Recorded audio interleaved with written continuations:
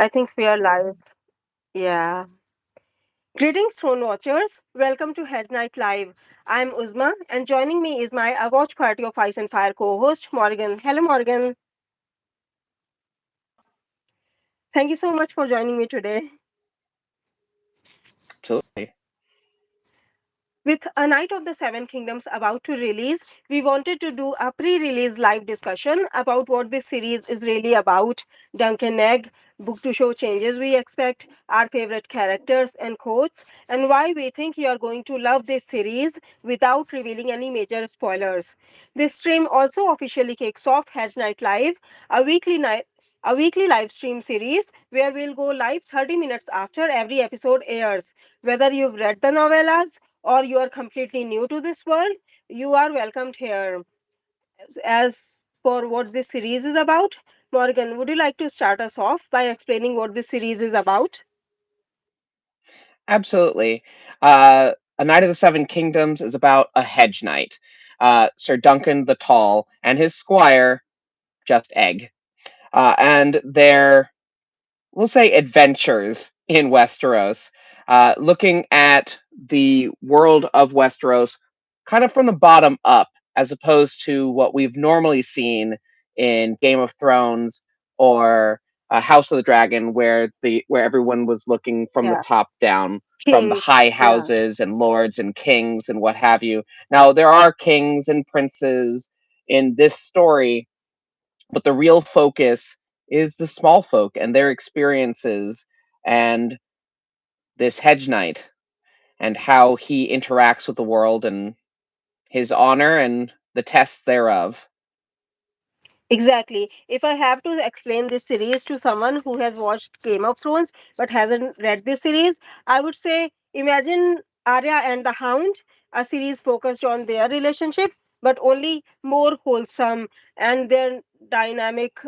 Like it's more heartwarming. The main character Dunk is extremely honorable, so he's like Ned Stark and any other honorable knights. Yeah, and as Yeah, for like why Ferris you and would, Selmy, yeah, what have you.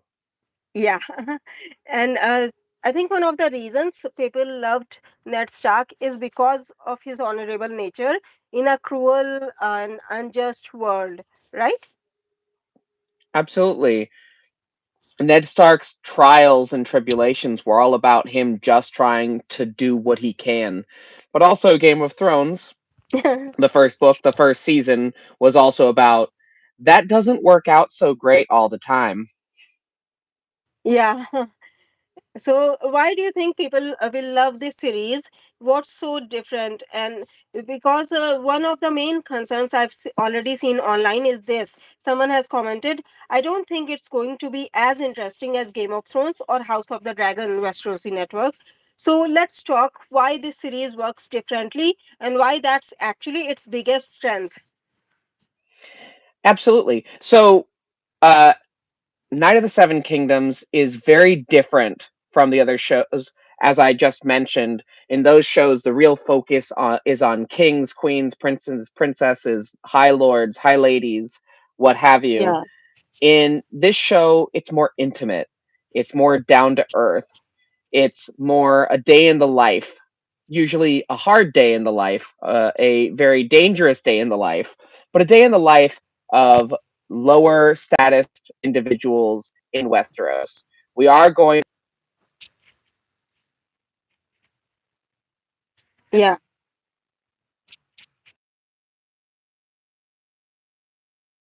looking at the world of Ice and Fire. Dunk Yeah. is, like you said, honorable, but he's also just he's a 20-year-old, and when he was a kid, he grew up in Flea Bottom, right? He is not the most well off individual in the world. Yeah, and that's like he is really a small folk. Like he was just a child in Flea Bottom when Sir Arlen had picked him up and made him his squire. And I think its biggest strength is the wholesome dynamic. I mean, we have seen relationships in Game of Thrones, House of the Dragon, where there were a few you can say wholesome and heartwarming good relationships, but something Yeah. terrible always happens. And I'm not saying it won't happen to them, but their trust in each other, their respect for each other, and Dunk looks down on himself, like you said earlier, and he believes he has doesn't think he has the courage. So that's what he sees in Egg. When Egg talks back to him or to other people, he sees courage in him, and that's what he likes. Like he Peter said in one of the interviews that he kind of get annoyed and frustrated with Egg because Egg constantly talks back and everything, but he also admires that about him because he feels he also needs to be brave, and he kind of sees Egg as an example, right? Yeah, Yeah. absolutely. And Dunk is he brings his own perspective. I think I'd say that Dunk for and this might sound a little odd. Dunk is the kind of character if Sansa Stark had been born a man Yeah. and Yeah. not a high lady, right? He's got this sweet innocence to him and this desire to achieve these almost fantastical romantic aspects of life, this sense of honor, this sense of doing what's right and living the storybook life that Exactly. he believes is what the world is, even though he's seen the world as hard and rough and whatnot, but he still wants to be a storybook knight. Exactly. Like he has these idealistic notions about what knighthood is because he saw Sir Arlen. Sir Arlen was a father figure to him. So I like there are children who idolize their parents.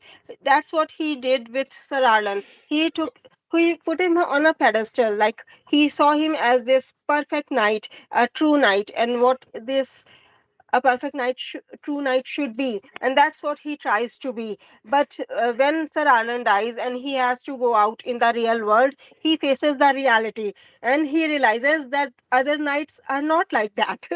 So he has to face this reality.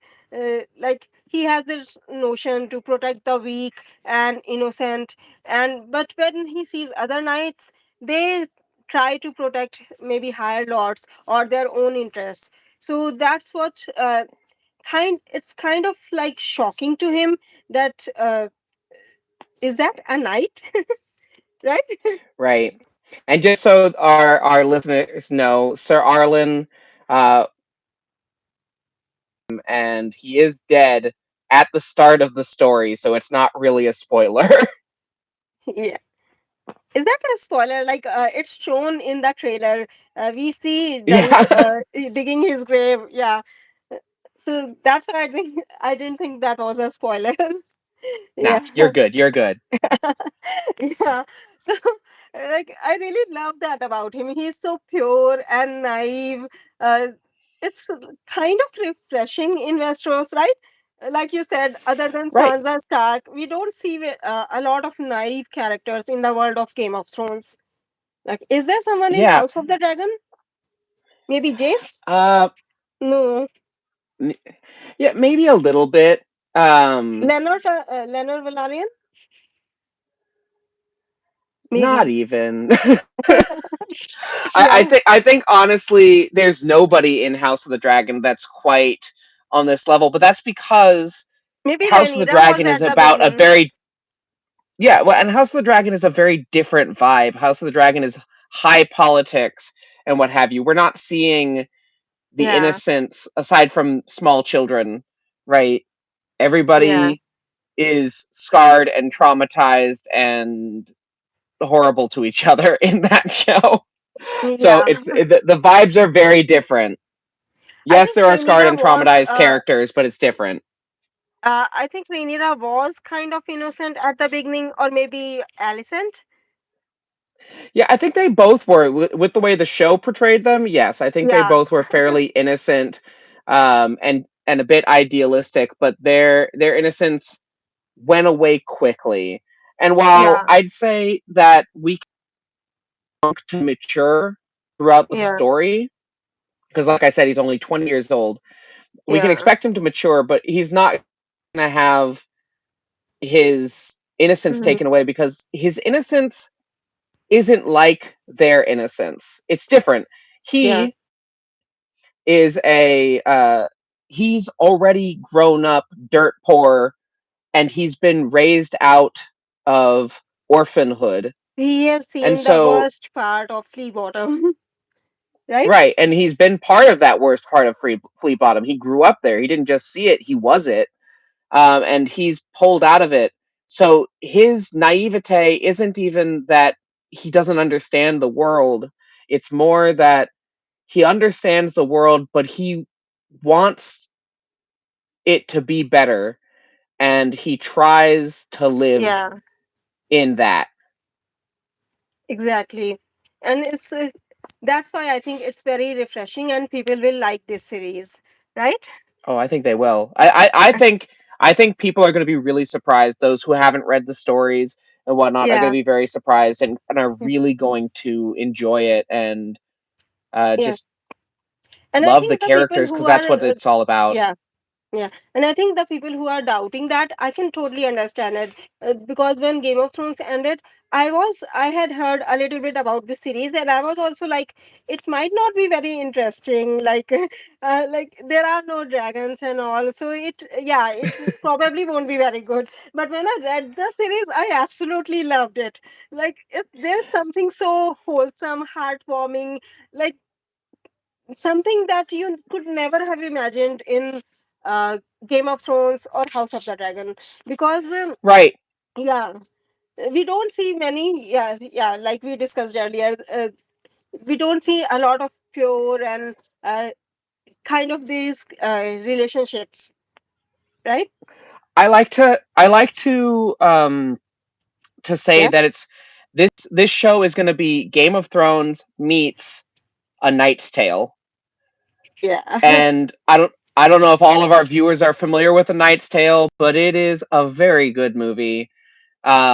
And it is about a poor young man who probably didn't wasn't destined to be a knight but became one anyways. Very similar to this situation. And the vibes the vibes check out. Yeah, and we'll also get to see some Targaryens, several Targaryens, Yes. and Yes, their cuz in distinct this day and age there are a personalities. lot of them. Yeah, their distinct personality. Like, one is honorable, kind of like that will remind you of Ned Stark, and one is kind of drunk. Who will he remind them? Which character is similar to him? Tyrion? Tyrion? No. Kind of like Tyrion at the very beginning of the story, where he Tyrion plus Bran expects. Stark. Dreams and prophecies. Yes, yeah, Yeah, dragon dreams. Dragon Dreams. We'll get to see those as well. And we'll get to see a mad Targaryen as well, right? Yeah, I'd say that there's at least one Targaryen that makes me think a hell of a lot of Viserys, and I don't mean from House of the Dragon. I think Viserys was probably a little bit lame in comparison to him, right?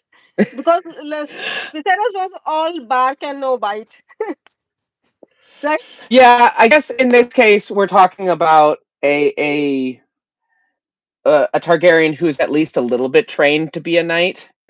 Um, but uh, I don't respect him much more than I respect Viserys. Yeah.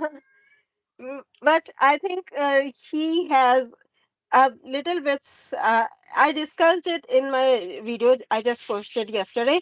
His dagger, Hmm. he carries one of the daggers that's very similar to Daemon Targaryen's. So I don't know. It felt like he maybe tries to copy someone badass like Daemon Targaryen. We loved. I think both of our favorite characters in House of the Dragon is Daemon. So Yes, I feel like yes. he tries to be that, but he can never be Damon. Yeah, Nope. Nope, he cannot be Damon. He is not on that path. I'm so sorry, bro, but no. Yeah, because with Damon, even though he is ruthless sometimes, he does some extremely horrible things in the books. But I feel like he has a moral compass. Maybe a little bit broken, but he still has a moral compass. Like he would do anything for his family to protect his family. But uh, to those he thinks will harm him or get in his way, he can be extremely horrible as well. So he can be Yes. two sides of the same coin. Like when the Targaryens are born, the gods flip the coin, and I feel like the coin landed standing up when it was Daemon, because he I has both good and bad, Yeah, right? I think in Damon's case they flipped the coin and the coin fell out the moon door and nobody ever saw where it landed. Exactly. Yeah, but with this character we are talking about, can we say his name or will it be a spoiler? I mean, it's not much of a spoiler. He's just a jerk, so we can say his name. His name is Yeah, Aerion. yeah. I mean, So it's not too much of a spoiler, and I'll say that the Targaryen that I particularly like, his name is yeah, Baelor. Like yeah, it's not that deep. We won't say what happens to these characters. We won't say why we like them or dislike them too much. There won't be any yeah. spoilers there, but yeah, the jerky one, his name is Aerion. Yeah, and another one that's might remind you of Tyrion plus dragon. Did Tyrion ever have dragon dreams? Uh, he does have. Jamie had one dragon dream, right? Something about White Walkers and the caves in Lannisport. So maybe that's why people theorize that Ares and Joanna, they might be Targaryens. Anyway, so I think with Darren, we'll see a lot of drinking and some dreams and prophecies as well. And he's very funny, at least in the books. Yes. Yeah. So, excuse me. Yeah. Yeah, that's Uh, one of the big advantages of this show mhm, over House of the yeah. Dragon is it's just going to have a hell of a lot more humor. It's going to be a less grim dark. Um, it's still going And the to have banter. Don't forget about darkness, the but humor banter. darkness. Yeah, Yeah. banter. There's going to be so much quippy banter, and I am really really excited for that. Yeah, that's so much fun to watch. Like you'll realize it once you'll watch the show. So, and coming to that, let's discuss some book to show changes. What are the Sure. changes do you think they are going to be, or what are the changes have you noticed from the trailers? So I definitely noticed that they're making the conversations even more quippy than they were in the books, and the talking in the books is pretty humorous. Like I Yeah, like the way the characters talk to each other. There's a lot of deadpan. There's a lot of it's so fun. Yeah, snarkiness. But the show, just from the commercials, just from the trailers, I'm gonna say that they are definitely they're amping that up. Um, that's that's some of the big changes I've noticed straight off the bat is that they're leaning into that. But yeah, as far as changes that I can't see but I can kind of predict, I think that they're going to be expanding the stories. Because if you didn't yeah, already know, A Night of the Seven Kingdoms is currently only three short stories. Each of them in in an audiobook is less than 3 hours yeah. long, right? Mm-hmm. Which is Mm-hmm. you could stick them all together to make up this season of the show. And so I think they're going to expand them a bit. I think we're going to see more than just Dunk's perspective, because in the books that's all you do see is Dunk's perspective. And I think Yeah. they're going to really like flesh out some of the side characters that are only minor reference is within the actual book. Yeah, and I think the series will also connect both House of the Dragon and uh, Game of Thrones, because with there is at least one character in A Night of the Seven Kingdom series who has seen the last dragon. and the last dragon's story will go back to House of the Dragon, right? And there Right. is one, yeah, and there is one character we've seen in Game of Thrones who might, we might see him as a baby being born at the end of the series. We don't want to spoil anything, so we won't say anything. But I'm not yeah, going to spoil anything, but I'm going to say there is another character that I don't think you're thinking of who is in Game of Thrones and is an yeah, adult in Mr. House of the Raymond. Dragon. Yeah, Mr. Raymond. We'll get to see him. I think he is already in. Uh, I think Citadel. No, where he is at this point. The Wall, the Night's Watch. Mr. Raymond. uh, Not yet. He's not there yet. So Yeah, he's still young. I don't think he actually appears in the books. I think he will yeah, appear in the show. He doesn't appear in the books, but he is referenced in the books as yeah. being alive and active. But the funny thing is, that's not even the character I was thinking of. So there's Yeah. actually a number of connections um, Uh, to Game of which Thrones. character? Now I'm very curious. Which character? Uh, the One-Eyed Raven, Oh yeah, yeah. and I don't mean Just Bran. said, yeah, the three-eyed raven. Yeah, Yes, we. Three-Eyed Raven. That's what I meant. Yeah, Yeah. Brendan Rivers. Yes. How many eyes He does is he is that alive and dragon? active in this day and age. Yeah, and we also saw him in House of the Dragon in one of Damon's dreams. Oh yeah, he's in Remember? everything. Yeah, Yes. yeah. And I feel like we might get to see Bran in House of the Dragon or A Knight of the Seven Kingdoms because he is now the current uh, three-eyed raven. Yeah, At least I we hope. might. Yeah. And speaking about the changes, the some of the changes that I've already discussed in my trailer breakdown videos. I think Lionel Baratheon will replace Leo Tyrell as one of the five champions because in one of the trailers there are five tens of five champions and exactly like they are depicted in the book's art. But instead of Leo Tyrell, there is Lionel Baratheon's pavilion, and you can see his horse there. And another change, I feel like they will make Dunk and Egg's relationship even more wholesome because in the trailers we see Dunk and Egg watching the falling star together, where Egg is the one who tells Dunk that this means luck, and Dunk is like, so the luck is ours alone. But in the books, it was Dunk who watched the falling star alone while Egg was sleeping, and he thought that luck is mine alone, right? Right, and that's another big change they're going to have to make from the book to the show is that Yeah, Dunk has a lot of internal monologue. He talks down to yeah. himself. He thinks a lot, even though he doesn't think that he thinks a lot. If that makes any kind And of he doesn't sense. think he's worthy of being in noble company and all. Right. And so, but he thinks a lot, and there's a lot of inner monologue that he has. And Yeah. so I think they're going to be transferring a chunk of that into dialogue and into talking with Egg and what have you, because I don't think they're going to have a voiceover of Dunk's inner monologue talking through the scenes. That's just not the vibe of these shows. I think you're right because in the trailers we do see Egg talking to Dunk like, why do you let these royal lapdogs treat you like they are better than you? And Dunk says they are better than me. So it shows like maybe they will reveal his thoughts through conversations like these. Right, exactly.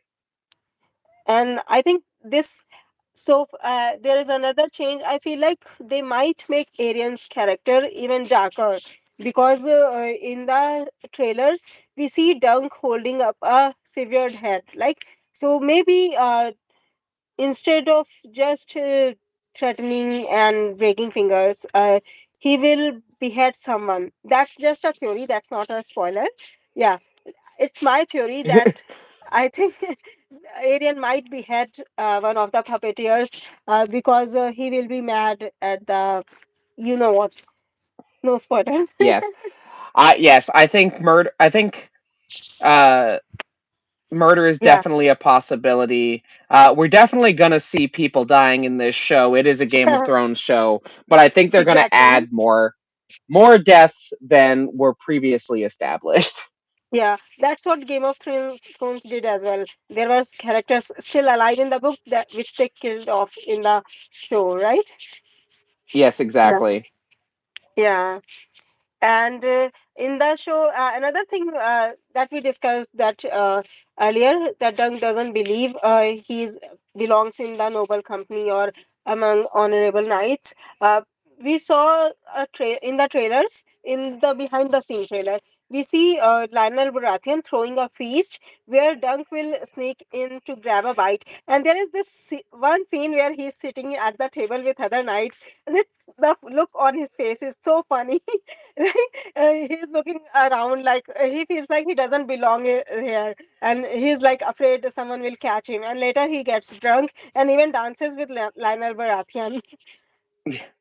I Yeah, remember. I don't remember the exact quote, but there is definitely a line in yeah,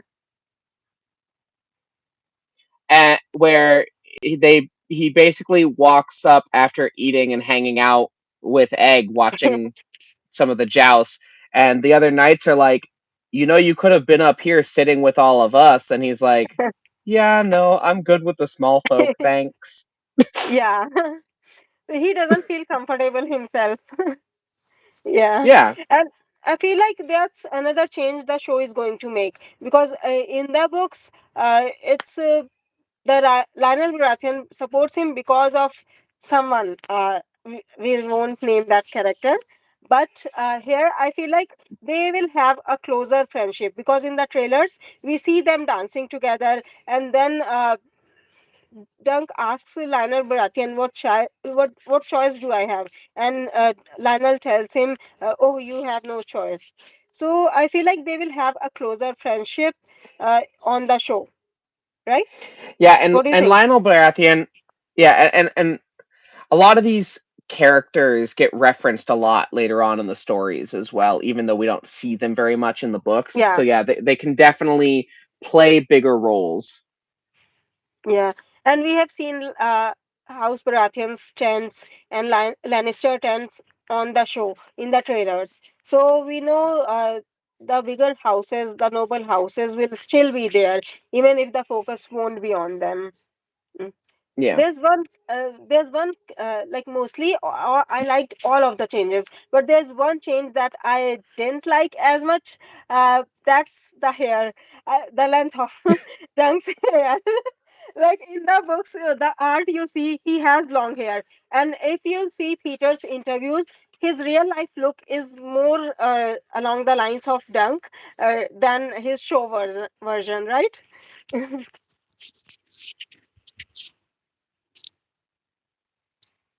To make him more down to earth. And I think if he has that long hair, he's gonna look a little like dreamy or Intimidating. dreamier. Yeah. Not intimidating, but dreamy, Yeah. like. And I think that they were just trying to make him more down to earth and less Yeah. dreamy. They didn't want him to have that vibe. But Aerion doesn't have long hair either, but in the books he has. Yeah. Yeah, I mean, in the books, just about every Targaryen has long hair. I'm just Yeah. saying. Like almost none of them have short hair in the actual like the way they're described in the books.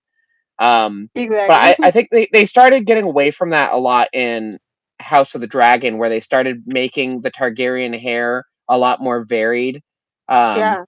and I think they're just continuing down that pattern But here, especially yeah, since you're but going to see one several thing with Targaryens. yeah, but one thing, it's something similar happened with House of the Dragon because Jace, his real life look matched the character more than his season one version, his hairstyle in season one. People didn't like that. A lot of fans were talking about like his son in real life. So in season two, he maintained his real life look and looked more like the book character. So maybe they might do the same for A Night of the Kingdom season two. Yeah, maybe. Now, as far as Aerion goes, though, I think, and I may be Yeah, wrong, I think the reason he's got the short hair is he's yeah. trying to look like Damon. Me- I think they're yeah, trying to make that visual connection between him and Damon Targaryen. yeah, like we discussed, the dagger. I just posted a video yesterday where I mentioned about the dagger being similar. So I felt like maybe Hmm. he either read about it somewhere or saw Damon's dagger, and he had a replica made of it. So I also mentioned it in one of my videos about the cat's paw dagger. We saw that Viserys had that dagger, right? And then Aemon Targaryen also had that dagger. Uh, that's the last we saw it in House of the Dragon. And in Game of Thrones, we know that dagger ends up with Littlefinger. But in A Night of the Seven Kingdoms, Baelor's dragon and Arion's dagger are completely different. They don't have that dagger. So, do you think the House Targaryen might have lost the dagger at this point? The cat's paw dragon dagger? No, I don't think so. I think they lose the cat's paw dagger during Robert's rebellion. That's my theory, seeing Yeah. as who it ends up with and things like that. I don't think that it just goes missing. Okay. My theory was that if they had that dagger, Aerion, you know Aerion, he's proud of his Targaryen heritage. So I feel like if he knew about the dagger, or if he had the dagger, he would show it off every chance he got. Right? Yeah, very, very, And very, very true. yeah. And Prince Baelor's dagger is very simple, so we can chalk it up to him liking simple things. But with Aerion, we know if he had the dagger, he will show it off everywhere. He loves being a Targaryen. He thinks he's a dragon. Yes, a Yeah. living dragon. Okay. And moving on, favorite quote. What's your favorite quote from A Night of the Seven Kingdoms? So, as I mentioned earlier, I definitely recognize the fact that Dunk has a lot of inner monologue, and he also talks down to himself because he doesn't have the best self esteem. Yeah. But so my quote is one that he tells himself often, and it's something that Sir Arlen used to tell him when he was young. And he Mhm. calls himself Dunk the Lunk, thick as a castle wall, right? Because he thinks of himself as not that intellectual, though he does actually think pretty solidly a lot of the time. Yeah. He's street He's just not the most perceptive. Yeah. He's street smart, not book smart. And Egg is Exactly. book smart. Yeah. And Yeah, what's your that quote? quote. Okay, my favorite quote is Oak and iron guard me well, or else I'm dead and doomed to hell. It's very funny, Solid. but it's also like this prayer kind of things that knight have, that knights say before they are going to joust. So oak, because oak and iron, their shield is the only thing that's guarding them from dying. Yeah. Yes, absolutely. And I Mm, think Dunk says it during joust, but also like when when shit hits the fan now and then, you know? yeah. Yeah, so it's kind of like he thinks of it as his protective charm or something like if he'll say it, it will bring him luck. Right. It is Yeah, like a prayer in that way. yeah. So he believes in that, and that's also something I think Sir Arlan taught him, right? Oh Yeah, yes, it was. It was definitely something Sir Arlen um taught him to say. But yeah, other knights reference it as well. So it's definitely like a common saying in yeah, Westeros among the knights.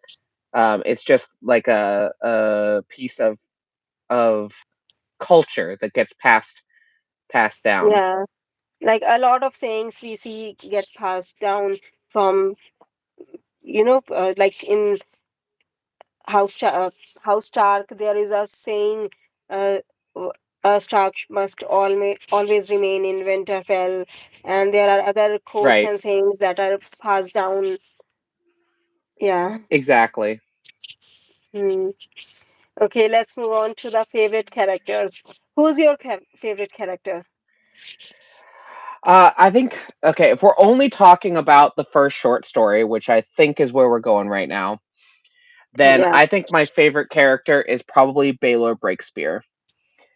yeah, Um, he is not a major character in the story. He's a major character in Westeros, and he has quite the history. Um, but and he plays a big part in the events of this story, but he's not like the main character or even close to one. yeah, and He's he's more like a major honorable. side character. Yeah, yeah, he is more honorable, and I think the fans will like him because he might remind them of Ned Stark, Yeah. right? I'd say he's much closer to Ned Stark or Barristan Selmy or why can't I think of his name? Westerling, Uh, Westerling, the uh, captain of the Kingsguard in House of the Dragon. It yeah, doesn't matter. yeah, I was trying to remember the name. Uh, yeah, Sir Harold, I think. Yes, Harold Yeah, Westerling. That's it. yeah. Yeah. As for my favorite character, I love either crazy characters or funny or goofy characters. So I really like the humor of Darren because I think she is really funny. Like there is some quote he says, "Whoever has my honor can keep it." So Yeah. yeah, I really love the fun humor part of him. But if we are talking about serious characters and seriousness, I would say maybe Dunk because I love how naive and honorable he is.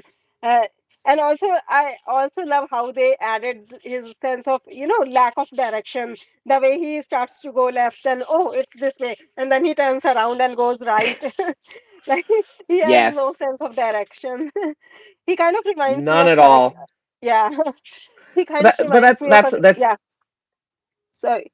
yeah. Go Sorry, ahead. sorry. Uh, it's very essential to the character, and it's very symbolic, and I love it. But you were saying, Yeah. Yeah, I was saying he reminded me of a character from One Piece. That's Zoro.